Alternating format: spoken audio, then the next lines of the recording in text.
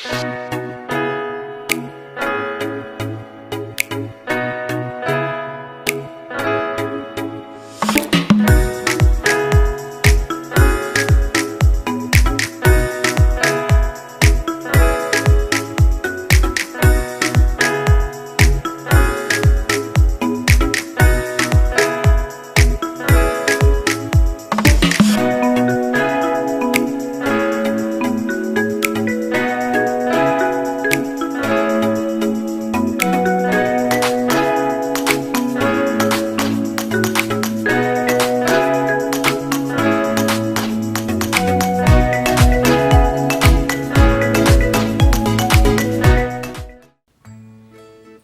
and welcome to another episode of Wide Angle. Today we are in conversation with Anil Kapadia. Hi Anil. Hi, Welcome to the show. thank you very much. It's a pleasure. Thank you so much Anil.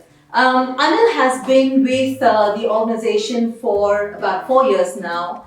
He's been very precise. He's told me that he joined the Bukhalter Group in July of 2016. Overall, Anil comes with brilliant, massive experience of 39 years in the insurance industry, and he's worked across India and several countries in the Middle East. On the personal front, Anil is an avid reader and he loves traveling as well. We are extremely grateful to him for his time today, and we can't wait to pick his brains on leadership, crisis management, and what impact the pandemic has had on his business. So over to you, Anil. So my first question to you really is, what kind of impact has the COVID-19 situation had on your business?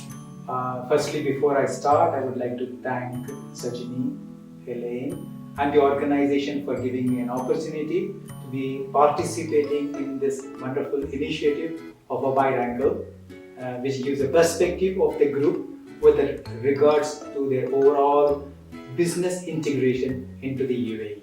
Yes, being in the financial sector and with COVID being a pandemic event which has suddenly impacted the global scenario, one can say that no one particular industry has been spared. Very true. So are we. As insurer, we provide that particular additional financial protection to the balance sheet of an enterprise. Yes, when we use the word insurance, people always visualize a physical destruction and the insurer coming on board. Yes, we do engage once a physical destruction happens. Having said that, the physical destruction, technically speaking, impacts the enterprise on the financial front. Absolutely. And it is that pecuniary loss that is what we come in and support. Post the pandemic, we have seen a very sudden contraction of the global economy. When a contraction takes place in the global economy, whole valuations go awry. What do I do as an insurer? I provide protection. To provide protection, I basically create a very strong balance sheet for myself. And where does my balance sheet come from? My balance sheet strength comes from the market strength. Now suddenly you are seeing something which was valued at 100 is valued at 75. My balance sheet valuation has automatically come down by 25. The capacities which were available to me are now no more available. One, two, the businesses who have lost their capacities are now stressed.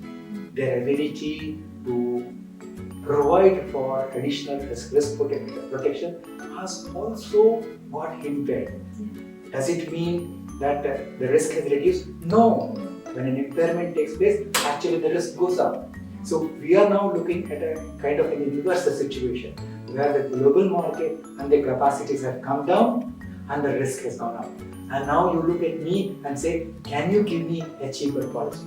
I'm sorry, my markets are hardened. My policies have now become more expensive. Capacities have come down by 25%. I need to buy the same capacity from a smaller market. So the impact is there. Like any financial juggernaut, which takes time to slow down. So also we see the impact of a pandemic-like situation with us. a little gradual. But when the world starts bouncing back, we also take time to turn around and catch up. There's a huge inertia to slow down, and there's a huge inertia to catch up again. So yes, we are definitely worried of what's going to come into Q3 and Q4. Thank you for that very, very descriptive and informative answer. I think all of our viewers would be interested in really understanding the larger gamut of things with regard to your industry. So, Anil, as a leader, what are some of those key measures, maybe the top 3 or 4 things that you've had to do, that you've had to deploy to protect your business from this situation? Yes, as an immediate measure, I have evaluated, identified, kept in touch with our team to tell them of what is coming.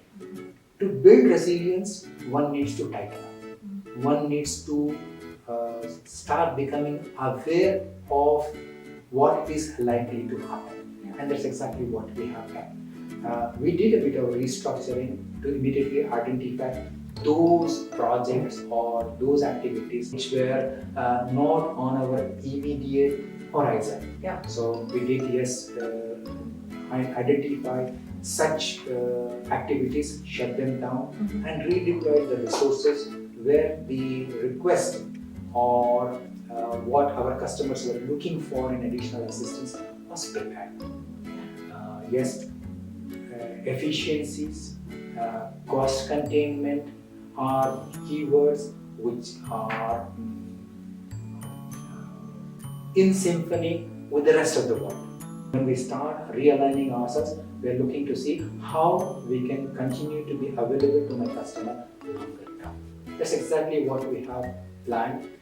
We redeployed our resources within the customer base. We have communicated with our clients, given them the assurance that the longevity of our office is there, the longevity of my principal is assured, the security and the financial strength to stand by the businesses in their difficult times is available, and that there will be no change in the way we do business or manage our relationships. So that level of confidence we have definitely identified. Wonderful. So to quickly summarize some of the points that you mentioned, I think these are valuable learnings for all our viewers. So restructuring and tightening of things, communication to your employees as well as to your customers, redeployment of resources, efficiency and cost containment has been a major thing that you've had to do. And really communicating that commitment to your customers that you're there to take care of them in their time of need. I think those are some of the critical aspects that you've spoken about. Wonderful. So, Anil, since you said Q3, Q4, my next question to you is, how do you expect this whole crisis situation to change the course of your business in the days to come? We have identified that Q3, Q4, whatever plans we were keeping for 2021, 2022 need to be implemented at maybe twice or thrice the speed. We started working on that. One of the aspects which we were looking for is to put up an additional branch office. So hopefully our Sahara branch should be running and operational by the middle of July. Soft launch, and hopefully we should have a proper launch and take off before mid of August. The whole aspect there is to tap into that additional market, which as a DIA we have not focused. That is the retail. When we say retail, it is the individual policy buyer. Most of the clientele which we have been servicing from the past, almost I should say 40 years, DIA is in existence for almost 40 years, has been focused on corporate enterprise. Yes, the individuals in the corporate enterprise were coming more out of the corporate relationships rather than as a focused market segment. So that is the market segment we were looking to add on. Now, that's where the maximum digitization is happening. So it's it's a catch-22 situation. What comes first? We identified the mall as a new ecosystem whilst people will definitely go down the digitization route, however, the mall is now becoming the new theater, the new entertainment, new social engagement amphitheater for the population.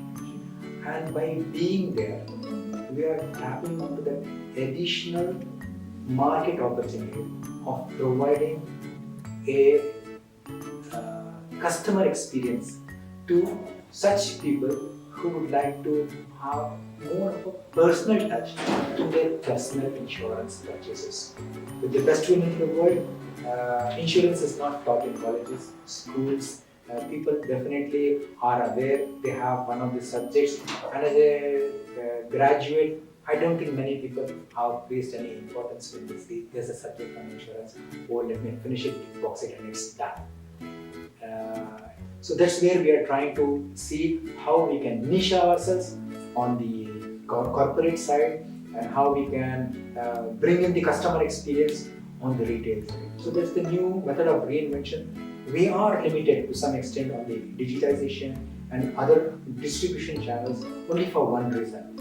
I am a part of an overall principles distribution model, and the principal have their own digital platforms, and I cannot be seen to be working in conflict or independent of. So for them, I am a niche direct distribution platform, and that's the area which I need to develop. Having said that, we have taken on board strategic partnerships to cover up such gaps which as a principal I'm not able to provide, but my customers do have a requirement, so I connect them with my strategic partners and to fill in that gap, so that for the strategic partner, I'm a single window advisory. So that's where we have brought in our uniqueness. Wonderful. So, a lot of things that you just shared I feel are a true demonstration of business agility. At a time when people were trying to hold back their resources and just sit quietly, you're actually looking at expansion opportunities and exploring newer domains, which I think is brilliant. So a lot of major changes that are happening around you in the business as well, Anil. So how do you manage the balance between people and business? Leaders generally focus on one and miss out on the other. So how do you manage to strike that balance? As a services industry, my people are my asset. If I don't take care of the people element, and my people element is not just limited to the customer side, it is equally important at my team size. Whilst times are hard, times are difficult, we are going to do two things. One, we are going to see how best we can sustain ourselves long term. If it means we need to tighten our belt, we will do it all together. Number two, if we are going to be present long time to sustain ourselves and be relevant, we need to change. So we are trying to mentor and bring in that additional engagement with our team, driving that level of confidence with our team, that whilst you are going to continue to do what you are doing, you are now required, or it is in your interest, to start adding to your skill strengths, enriching yourself as an individual with regards to having the confidence in being able to connect with your customers. When you display confidence, you are giving comfort to your client base.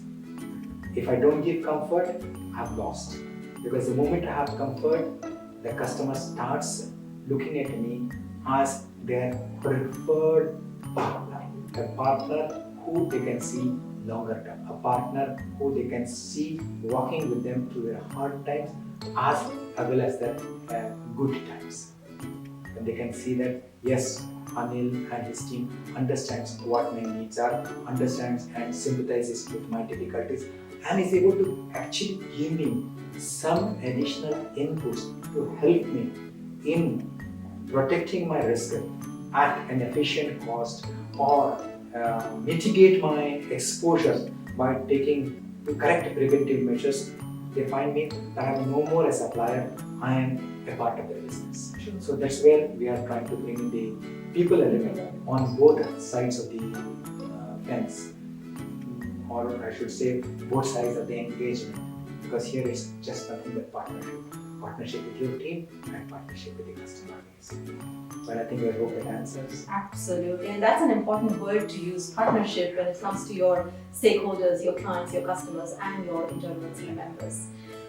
So Anil, what do you think are those critical leadership skills which would make a leader successful in these difficult times? Talk to me about 3 critical leadership skills that you think you'd recommend to any leader.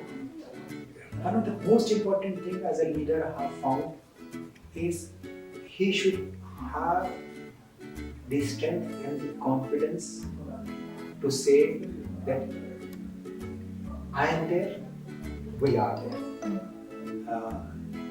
We are hands-on on what's happening around us, and I have to be seen to be in control of what is happening around me. So that is the first thing I need to convey, display and show confidence and being in sync with what's happening around me, with the same pace with the change that is happening around me. Number 1. Number 2, I need to percolate as a leader that confidence into my team and into my client base or my partner enterprise engagement. As a leader, if I'm not seeing somebody they can look up to when they are going to be in difficulties, or look up to when they require proper advisory, or look up to for providing them with their requirements at the right time, I've lost it. Third, as a leader, I need to be very much aware about my own business. I need to, whilst I'm seen as being very switched on and soft, I need to be very firm.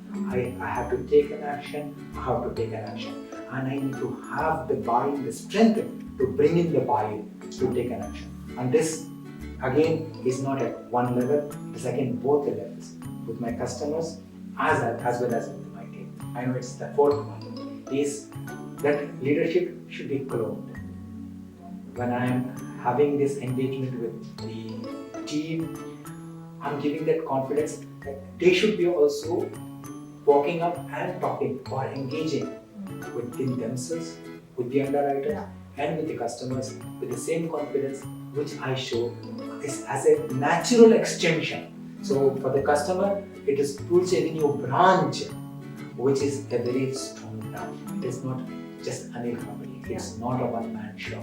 It is a team engagement. That's where I think we've been. Wonderful. Thank you. And I love the phrase that you use, cloning the leader and the leadership skills. Yes, everybody becomes a leader in their own right, and they take ownership for what they're expected to deliver. I loved one small line which I come across. He said, who is a good leader? A good leader is not the one who creates 25 new followers or new disciples. A good leader is one who creates 25 new leaders. And the good leader is the one who is at the bottom of the pile, not at the top of the pile. He is the one who is the push, not just the exactly. I'm not to be seen as to be carried. I am the one who carried. I used to have this wonderful experience when I was in Muscat as part of my experience in the insurance industry.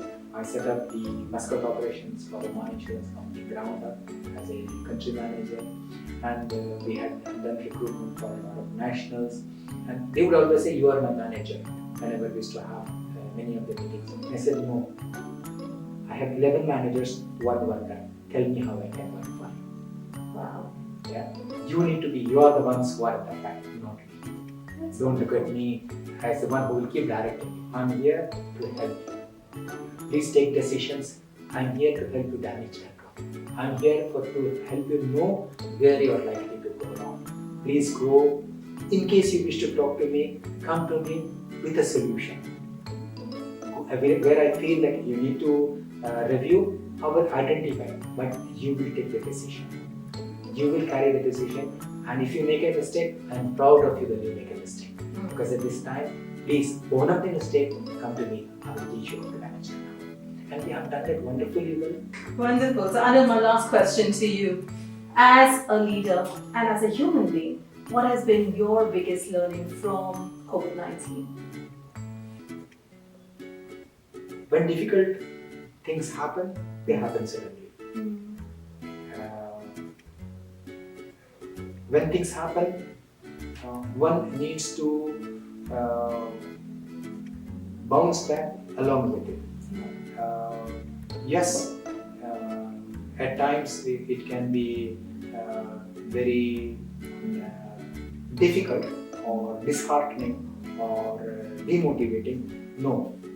COVID-19 has shown that all those people who did not show fear, who chose to take a step back, look at the picture around, and very fast realign themselves to move along with the new normal, have succeeded. So COVID-19 said, you are not alone, you are part of a larger picture, and as a part of a larger picture, don't be afraid. Create your team, make your surroundings strong, be part of that change drive, and success will follow. This key message is not only just for me, but also for the team around me. One of the things which I was talking to my team a few days back, and I said, listen, post COVID-19, there's going to be a lot of reinvention in the way business is going to be done. There's a lot of things which are going to change within where we are. A lot of redundancies or restructuring is going to happen. Whilst I would wish that I would like to have every one of you, maybe it might not happen. It might change. So are you prepared for it? If not, take this COVID-19 as an experience. Take Rouge Avenue branch and the present team's change as an experience and prepare yourself for whatever is going to come ahead. So for me, COVID-19 has said nothing is going to be the same continuously. Change it. If it happens, it will happen in a split second. Are you prepared? I am. Wonderful. Thank you very much. Thank you so much, Anil. That was quite inspiring, getting to know your style of leadership, how you've managed this whole crisis, and what to look forward to. Thank you. Any parting thoughts before we say goodbye to you and invite you back in for another episode, maybe? I had a wonderful holiday in the year 96-97 with my family when I visited Egypt. We were actually surprised to see the engineering feats that were accomplished 4,000 years back when there was no iron. Rocks which are 85 tons were sliced out of mountains, moved 500 kilometers, and made to stand vertical.